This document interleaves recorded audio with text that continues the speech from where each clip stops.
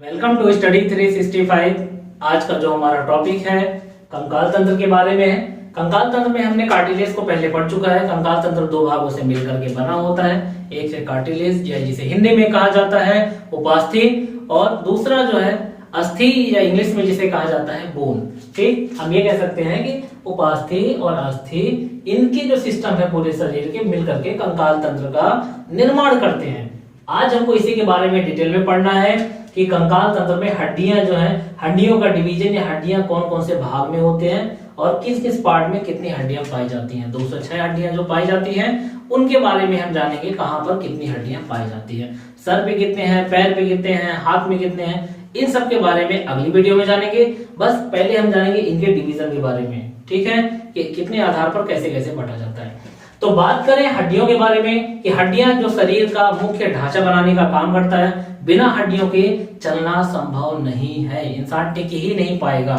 अब हड्डियां जो हैं कुछ आधार पे इन्हें बांटा गया है, जैसे ग्रोथ के आधार पर और दूसरा डिवीजन के आधार पर या स्ट्रक्चर के आधार पर।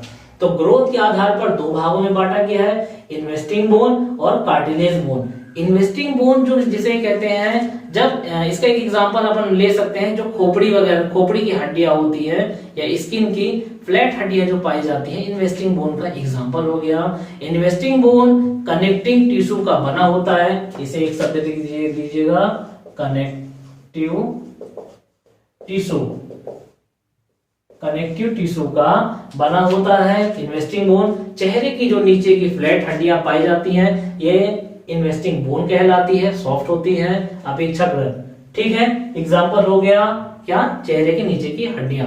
दूसरा जो ग्रोथ के आधार पर होती है, कार्टिलेज बोन जिसे कहा जाता है, कि जब बच्चा भ्रूण पर होता है उसकी पूरी हड्डियां शरीर की सॉफ्ट होती है, लगभग 300 हड्डियां पाई जाती हैं। तो सॉफ्ट पाई जाती है कब, जब बच्चा भ्रूण में होता है या एम्ब्रियो में होता है। ठीक है, तो जब ये सॉफ्ट, जैसे जैसे बच्चा बड़ा होता है तो वो हड्डियां 300 से जो 206 में बचती हैं, तो कुल मिला के वो हार्ड बोन में क्या हो जाती है, रिप्लेस। समझ में आया कि बच्चा भ्रूण में है, उसमें 206 हड्डियां नहीं बल्कि 300 हड्डियों के आसपास पाई जाती हैं। जैसे जैसे बच्चा बड़ा हुआ वैसे वैसे उसकी हड्डियां मिलकर के हार्ड में बदलती हैं, रिप्लेस हो गई कुल मिला के। इसलिए इस कार्टिलेज बोन को रिप्लेस बोन भी कहा जाता है। ये एग्जाम में कई बार पूछ चुका है, इसे ध्यान रखिएगा। ऐसे ही जो ट्रिक वाइज होते हैं ना, एग्जाम में इर्द गिर्द के क्वेश्चन ऐसे ही आते हैं, और हम इस लेक्चर में या स्टडी 365 के चैनल में ऐसे ही ट्रिकी वाइज पढ़ने की कोशिश करेंगे। ठीक है, आगे बढ़े। कार्टिलेज बोन हो गया, इसका जो एग्जांपल है बता दिया कि भ्रूण में पाए जाने वाले जो, जैसे बच्चे के जो पैर होते हैं, पैर की संरचना, वो हो गया इसके एग्जांपल। अब इसके बाद क्या अपन पढ़ते हैं, इसके बारे में डिवीजन के आधार पे या स्ट्रक्चर के आधार पे, जो मेन जहां से क्वेश्चन बनते हैं। तो देखो, जो पूरा कंकाल तंत्र है उसको एक स्ट्रक्चर के आधार पर दो भाग में बांट दिया गया है। एक बाहरी, जिसे बाह्य कंकाल तंत्र या एक्सोस्केलेटन सिस्टम कहा जाता है, और दूसरा जो है अंतः कंकाल तंत्र। तो बाह्य कंकाल तंत्र का यहां से एग्जांपल पूछा जाता है, नॉर्मली पहले आ चुका है।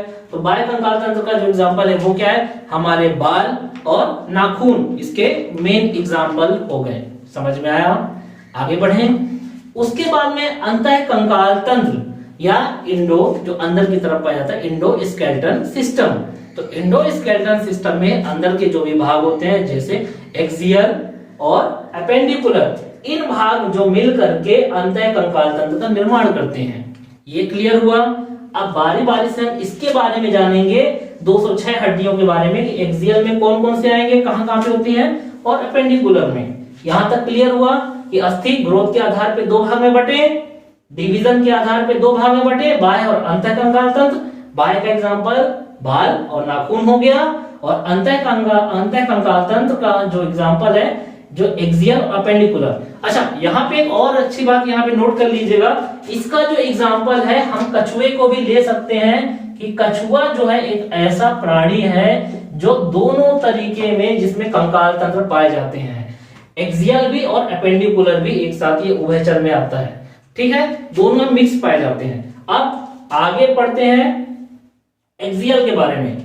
एक्सियल के अंतर्गत तीन भाग पाए जाते हैं जो मिलकर के एक्सियल सिस्टम को बनाते हैं। मैं बोर्ड पर नोट कर देता हूं और इसे आगे पढ़ते हैं। तो हम लिख लेते हैं पहले एक्सियल स्केलेटन सिस्टम। देखो डायग्राम भी शो हो रहा है, आप उस डायग्राम में भी देख सकते हैं कि ये एक्सियल स्केलेटन सिस्टम है। सिस्टम ठीक कितने भाग से मिलके बना है?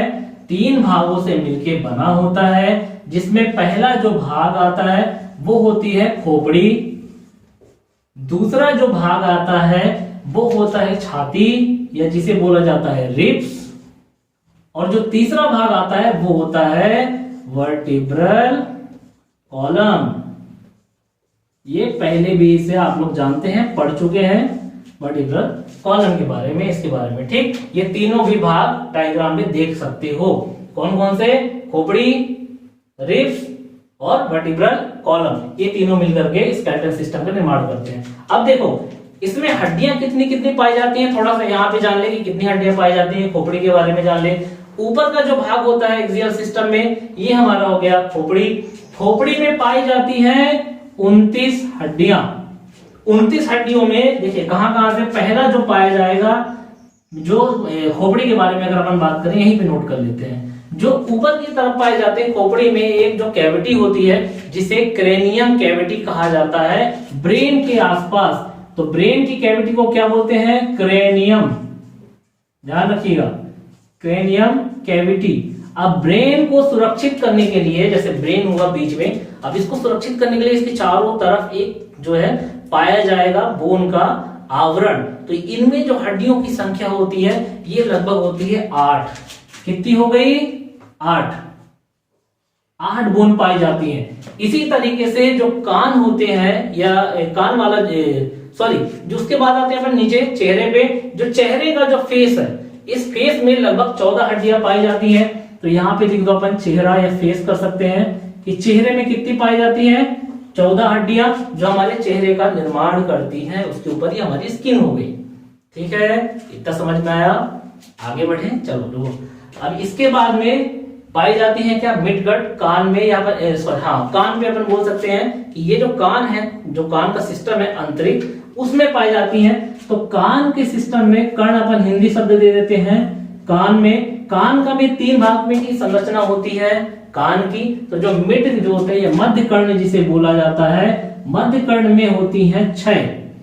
डायग्राम में भी आप देख सकते हैं। तो 6 हड्डियां मिलकर के मध्य कर्ण का निर्माण करती हैं। अच्छा, यहां से एक क्वेश्चन ये भी बन जाता है कि शरीर की जो सबसे छोटी हड्डी है वो कौन है और कहां पे पाई जाती है? कई बार एग्जाम में पूछ चुका है। तो शरीर की सबसे छोटी हड्डी का जो नाम है उसका नाम है स्टेपस। स्टेपस, इसको नोट कर लीजिए। जो कहां पे पाई जाती है? कान के मध्य कर्ण वाले भाग में पाई जाती है। कौन सी हड्डी? स्टेपस।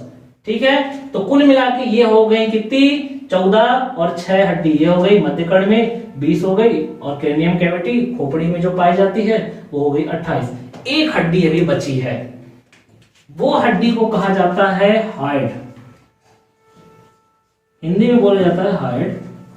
ये है 29वीं हड्डी और सबसे इंपॉर्टेंट हड्डियों में से एक। एग्जाम की दृष्टि से हमेशा पूछा जाता है 29वीं हड्डी जो है उसका नाम या तो वो कौन सी है। तो 29वीं हड्डी होती है हाइड। इस तरीके से पूरा हमारा ब्रेन का हो गया, ब्रेन वाला या खोपड़ी वाला भाग। ये खोपड़ी में 29 हड्डियां हमारी कंप्लीट हो गई। क्लियर हुआ ये वाला भाग? अब आगे बढ़ते हैं रिब्स के बारे में। इसको बिटा दूं या यहीं पे समझ लेते हैं। ठीक, रिब्स के बारे में ले लेते हैं, इस तरफ ले लेते हैं। ठीक है, डायग्राम भी शो होते जाएंगे। डायग्राम में भी देख सकते हो कि ये वाला जो भाग है वो रिब्स कहलाता है। रिब्स में एक बीच वाला भाग होता है जिसे बोला जाता है स्टर्नम, या हिंदी में बोला जाता है उर। और उर की जो अस्थि होती है तो इसे उरोस्थि भी बोला जाता है। ठीक, कैसे? इसका अपन बना देते हैं डायग्राम। कुछ इस टाइप में पाया जाता है अपने शरीर में। ठीक, और ऐसे इसमें रिब्स पाई जाती हैं। तो जो ये वाला जो भाग होता है जिसे मैं कलर कर रहा हूं, ये वाला भाग को कहा जाता है स्टर्नम। स्टर्नम, ठीक। ये क्या करता है? इन जो रिब्स है, रिब्स को जोड़ने के लिए काम करता है। अब इसके बाद में ये जो जो ये ब्लैक कलर से इसे बोली जाती है पसलियां या रिब्स। ये जो रिब्स की संख्या होती है, रिब्स जो होते हैं हमेशा जोड़ों में पाए जाते हैं। रिब्स 12 जोड़े पाए जाते हैं, ध्यान रखिएगा 12 जोड़े। अगर सिंगल सिंगल की बात की जाए तो 12 दूनी 24, और अगर अलग अलग की जोड़े में बात किया जाए तो 12। कंफ्यूज मत होइएगा, बहुत लोग एग्जाम में कंफ्यूज होते हैं। ठीक, इसके बाद में इसमें पीछे की तरफ पाई जाती है वर्टिब्री कॉलम, हम उसको भी देखेंगे वर्टिब्री कॉलम के बारे में। अभी फिलहाल इसमें देखें, देखो इसकी जो क्या बोलते हैं पोजीशन होती है हमारे चेस्ट की जो कैविटी है उसके बीच में पाई जाती है। इसका काम इस शरीर में है क्यों ये, तो जो इसमें वाइटल जो ऑर्गन है या जिसे महंगे हमारे शरीर के लिए जो महंगे या इंपॉर्टेंट जो होते हैं जैसे हार्ट और लंग्स, इन चीजों को कवर करने के लिए ये रिब्स वगैरह ये पाए जाते हैं चेस्ट पर। ठीक है, अब इसमें भी ये वाले जो रिब्स ऊपर वाले होते हैं ना ये छोटे पाए जाते हैं, और ये नीचे वाले जो पाए जाते हैं जोड़ों में ये काफी ऊपर की तुलना में ये मोटे पाए जाते हैं, ताकि ये इसको बैलेंस कर सके और बाहरी आघात से बचा सकें। ध्यान रखिएगा, ठीक है। और स्टर्नम जो है इनको जोड़ने के काम आता है। 12 जोड़े यहाँ पे हो गए, ये क्लियर हो गया। उसके बाद में आते हैं अपन किसके बाद, वर्टिब्री कॉलम के बारे में। वर्टिब्री कॉलम जो है थोड़ा सा ऊपर, वर्टिब्री कॉलम के बारे में हम जानेंगे कि वर्टिब्री कॉलम, देखो इसके यहीं पे अपन बना लेते हैं डायग्राम। वर्टिब्री कॉलम हमारे शरीर पे जो ऊपर वाला भाग है यहाँ पीछे की तरफ से लेकर के मतलब गर्दन के नीचे से लेकर के हमारी कमर तक जो पाई जाती है, एक लहराती हुई चपटी या सपाट बोल सकते हैं, उसे वर्टिब्री कॉलम कहते हैं। मैं एक डायग्राम भी बना देता हूँ, डायग्राम शो भी हो रहा है। कुछ इस टाइप में इसके डायग्राम होते हैं, जैसे ये मानव शरीर हो गया। ठीक, तो यहां से जो एक वर्टिब्री कॉलम पाई जाती है ये कुछ ऐसे। ठीक, तो इसमें छोटे छोटे पार्ट्स भी पाए जाते हैं, डिस्क जिसे बोला जाता है, तो इसे बोला जाता है स्टर्नम या वर्टिब्री कॉलम। इतना समझ में आया, कशेरुकी की दंड हिंदी में कहा जाता है। इसकी एक लंबाई के बारे में बात कर लिया जाए, ये एक आधार हो गया। अगर यही नहीं होगा तो शरीर उस तरीके से हमारा जो शरीर में मजबूती या दृढ़ता है वो नहीं आएगी। तो वर्टिब्री ये हो गया, वर्टिब्री कॉलम बोला गया। इसकी जो लंबाई होती है, अधिकतर एग्जाम में इस समय पे यही पूछा जा रहा है, इसकी लंबाई कितनी होती है, तो मेल में होती है 71 सेंटीमीटर के आसपास, और फीमेल में लगभग 61 सेंटीमीटर के आसपास। मेल में ये हुआ मेल का और ये हुआ फीमेल का, ध्यान रखिएगा। मेल में 71 सेंटीमीटर के आसपास की इसकी लंबाई अपेक्षाकृत बड़ी होती है, और फीमेल में 61 सेंटीमीटर के आसपास पाई जाती है। ठीक, यहां से एक और पूछ सकता है क्वेश्चन जो आते हैं कि ये जो वर्टिब्री कॉलम है इनकी संख्या लगभग कितनी पाई जाती है और ये क्यों होता है भाई। तो इसकी जो संख्या है ये 26 होती है। ये जो डिस्क है स्पाइनल जिसे बोला जाता है, तो स्पाइनल अगर हम इसको बोल रहे हैं तो स्पाइनल ये हो गया, मान लो स्पाइनल, और छोटी छोटी डिस्क को या एक भाग को हम बोल सकते हैं स्पाइनल कॉर्ड। इसकी एक जो स्पाइनल कॉर्ड है इस तरीके की जो पाई जाती है, स्पाइनल कॉर्ड की जो संख्या है वो पाई जाती है 26, और नवजात शिशु है तो नवजात शिशु में ये 33 तक होती है, 33 तक। समझ में आया। एक यहां से क्वेश्चन ये बनता है कि जो सबसे ऊपर वाला जो स्पाइनल कॉर्ड होता है जो गर्दन के जस्ट नीचे, उसे क्या कहा जाता है, तो उसे कहा जाता है एटलस। ठीक, इसको भी लिख लो कि एटलस कॉर्ड इसे कहा जाता है, एटलस नाम से पुकारा जाता है, ये एटलस वर्टिब्री कहा जाता है, ये ध्यान रखिएगा। ठीक, दूसरा ये काम क्या करता है कि जब शरीर में बाहरी आघात होते हैं या कोई मार दिया तो जो इसका शॉक है, शॉक यानी जो कंपन होता है, उस शॉक को एब्जॉर्ब करने के लिए वर्टिब्री कॉलम पाए जाते हैं। 26 इनकी संख्या लगभग होती है एक स्वस्थ मनुष्य में, मेल में, और ये मेल में लगभग 71 सेंटीमीटर लंबा पाया जाता है, और फीमेल में इसकी संख्या 61 सेंटीमीटर के आसपास होती है। ये क्लियर हो गया। इस तरीके से इन तीनों भागों को मिला करके हमारा एक्सियल वाला 3 भाग कंप्लीट हो गया। बाद में हम पढ़ेंगे अपेंडिकुलर के बारे में, 4 भागों से मिलकर के जो बना है, पेल्विक गार्डल, और उसके बाद में शोल्डर गार्डल, उसके बाद में आर्म बोन के बारे में जो हाथों में पाए जाते हैं, और पैरों के बारे में। समझ में आया? ये वाला भाग, हाथ वाला भाग, पैर वाला भाग, पैर के थोड़ा सा ऊपर वाला भाग, इन 4 भागों से मिल करके जो बना है उसको जानेंगे। फटाफट अब इसके बारे में देख लें क्या क्या कैसा कैसे था, फटाफट रिवाइज कर लें। देखो हमने देखा था स्केलेटन सिस्टम के बारे में, कार्टिलेज हम पहले पढ़ चुके हैं, हम बात सिर्फ बोन की करेंगे कि बोन जो है शरीर का पूरा एक आधार हो गया जहां पे ब्लड निर्माण होता है। ब्लड निर्माण का जो जिम्मेदार है ये अस्थियां करती हैं, अस्थियों में ये ब्लड प्रोड्यूस होता है, प्रोडक्शन उसका होता है। अब उसके बाद इसे कुछ आधार पे बांटा गया है, ग्रोथ के आधार पर, स्ट्रक्चर या डिवीजन के आधार पे। ग्रोथ के आधार पे 2 भागों में बांटा गया था, इन्वेस्टिंग बोन और कार्टिलेज बोन। इन्वेस्टिंग बोन को जो इसका हमने एग्जांपल देख लिया था कि पैरों के जो छोटे छोटे भाग हैं बच्चों के, उनका देख लिया था। कार्टिलेज बोन जो है हमने देखा दिया था, रिप्लेसिंग बोन के बारे में हमने इसमें देख लिया। अब उसके बाद हमने डिवीजन देखा कि इसे 2 भाग में बांटा गया, बाह्य कंकाल तंत्र और आंतरिक कंकाल तंत्र। बाह्य कंकाल तंत्र का हमने एग्जांपल देखा बाल और नाखून। उसके बाद में हमने देखा अंतर कंकाल तंत्र के बारे में। अंतर कंकाल तंत्र में 2 भाग आए थे, एक हमने पढ़ा एक्सियल के बारे में, एक्सियल स्केलेटन सिस्टम, और दूसरा हमने पढ़ा अपेंडिकुलर सिस्टम। एक्सियल के अंतर्गत 3 भाग होते हैं जो मिलकर के पूरे एक्सियल सिस्टम बनाते हैं।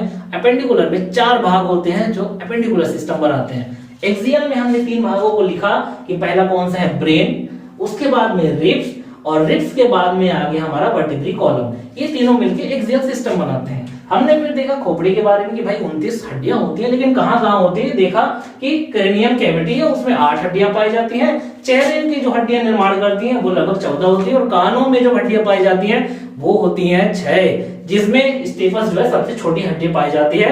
29वीं हड्डी एग्जाम में जो जिस से हमने पढ़ा था वो है हार्ड नाम की हड्डी पाई जाती है।